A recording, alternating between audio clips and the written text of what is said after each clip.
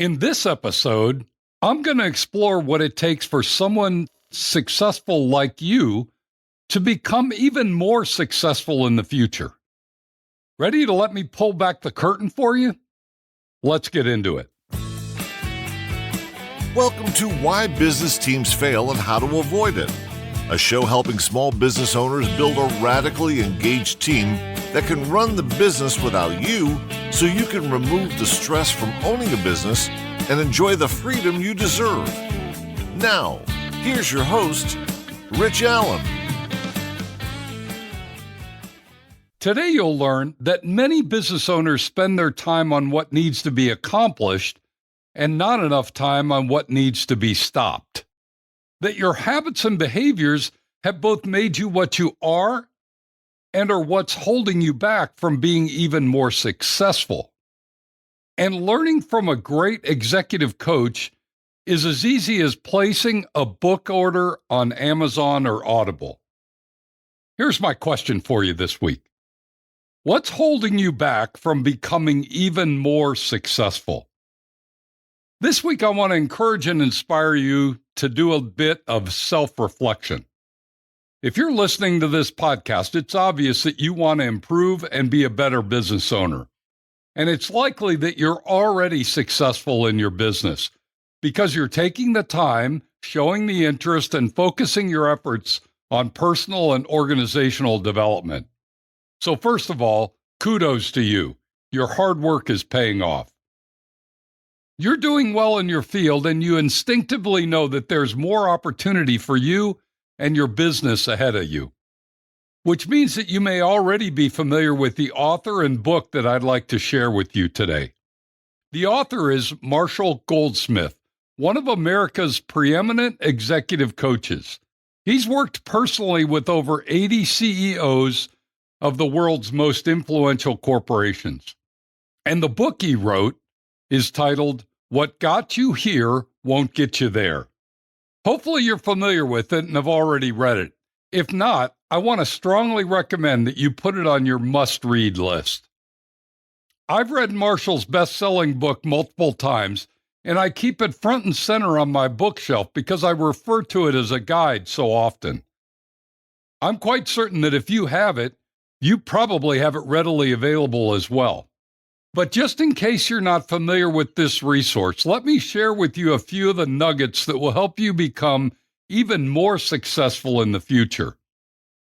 The primary focus of What Got You Here Won't Get You There is to outline the 20 bad habits or bad behaviors that many of us need to stop doing on a regular basis if we want to get better results and go further in our careers. Marshall points out that oftentimes we focus on our to-do list, constantly updating our list, adding to our list every time we cross something off of the list. We've developed a good habit of getting things done and always are looking for the next thing that we need to get done. But what gets forgotten or left behind is the list of things that we should stop doing. Well, that's what this book is all about. Shining a light on the bad habits that are holding you and me back from being even more successful, even more productive, even more influential than we are today. I've grown so fond of the 20 bad habits that are outlined in this book that I keep them handy so I can refer to them from time to time to ask myself, am I truly eliminating these from my daily routines?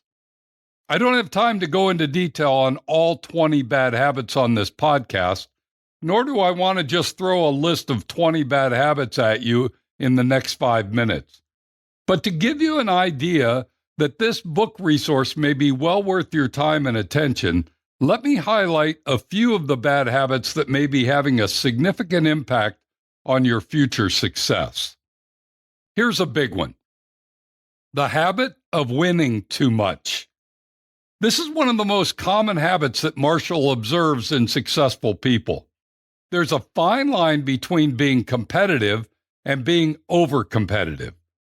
He refers to this as the difference between winning when it counts and winning when no one's counting. This bad habit underlines many of the other bad habits and other bad behaviors. For example, when you argue too much, It's because you want your view to win over everyone else's viewpoint. When you put other people down, it's a subtle way of positioning others beneath you, so you're winning. When you ignore someone, you're making the other person fade away, so you can win. When you withhold information, it gives you the edge over others, which allows you to win because of your knowledge. When you play favorites, you're essentially winning people over to your side to give you an advantage in the situation.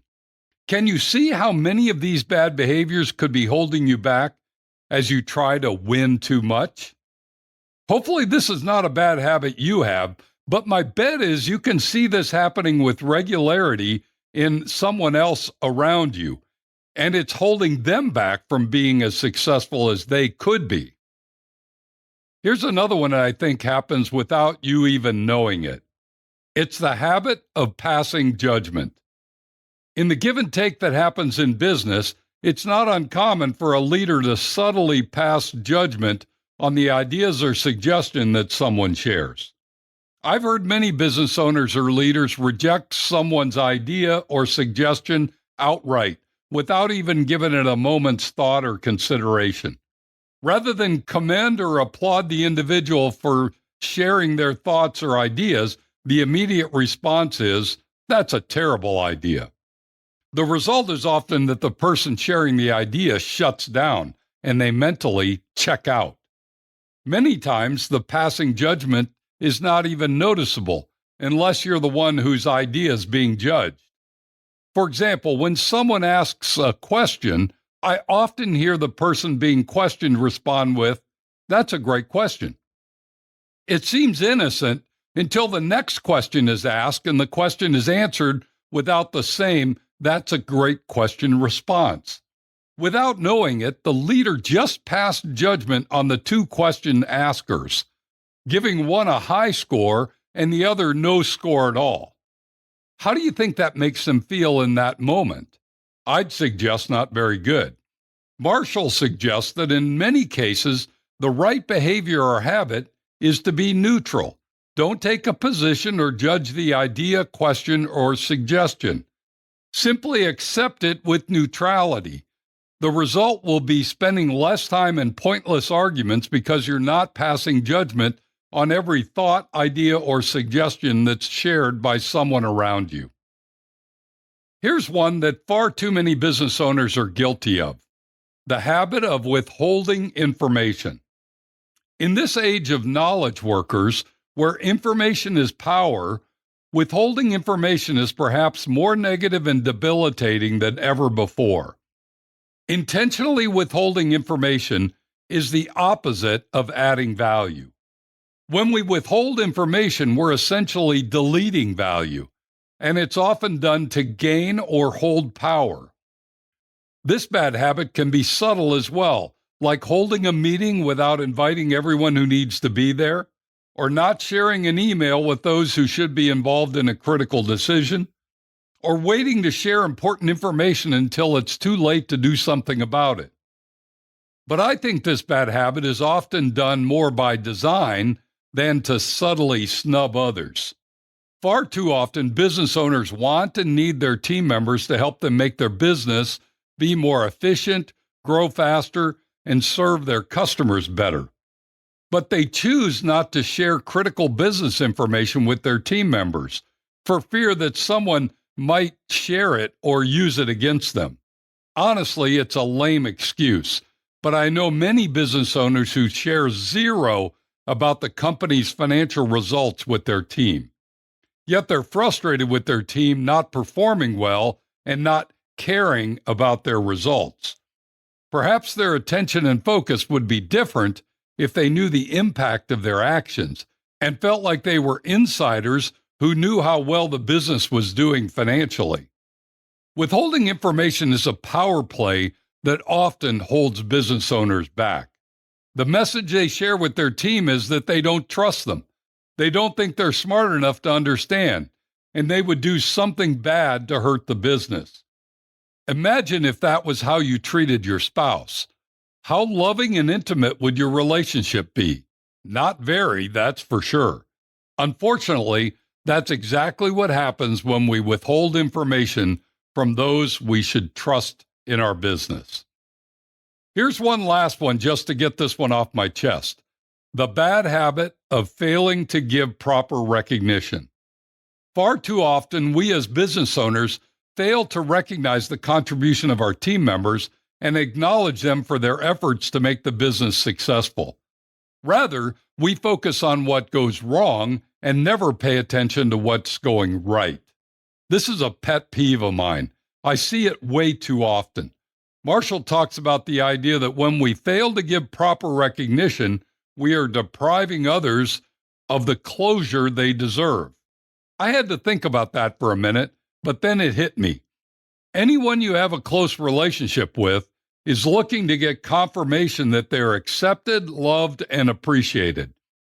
When they perform a job or accomplish a task, and we as leaders don't properly recognize them for their efforts and results, they're left without closure. They did the thing, and they got no feedback. They're waiting for the right person to acknowledge that the thing is done and done well, and without recognition, it's hard for them to move on. I'm sure you can think back to when you did something significant for someone, perhaps at home or at church or as part of your social group, and after you finished the task, no one noticed or recognized. How would that make you feel? How likely are you to go out of your way to do it again if no one acted like they cared? The same happens in the workplace every day. Your team members are waiting to get the proper recognition they deserve for the efforts they're putting forth. Don't let this bad habit be one you're guilty of. So there are just 4 of the 20 bad habits that are outlined in the book. And many of the others are perhaps more significant to you than these 4 we've covered briefly today. Let's just say, if you haven't read the book, What Got You Here Won't Get You There, you should put it on your must-read list. With that, as we wrap up today's podcast, let me leave you with these simple thoughts. Number 1, no matter how successful you are today, you should always be asking the question, what could I do to become even more successful? Number 2, rather than always focusing on your to-do list, perhaps you should spend some time thinking about your stop doing list. And number 3, whether it's for you or for the key leaders on your team, getting and reading What Got You Here Won't Get You There by Marshall Goldsmith may be the best move you could make to becoming even more successful than you already are. If you'd like some additional support in this area or want to tap into our free resources, simply go to my website, tourtoprofit.com. You'll find everything you need there. Thanks for joining me today. Be sure to tune in next week when we're going to discuss what it takes to have confidence when selling. You won't want to miss it. Now, go make it a great week, and whatever you do, ride hard. Thank you for listening to Why Business Teams Fail and How to Avoid It. Make sure to like, subscribe, and tell your friends so you don't ever miss an episode. Now go make it a great week, and whatever you do, ride hard.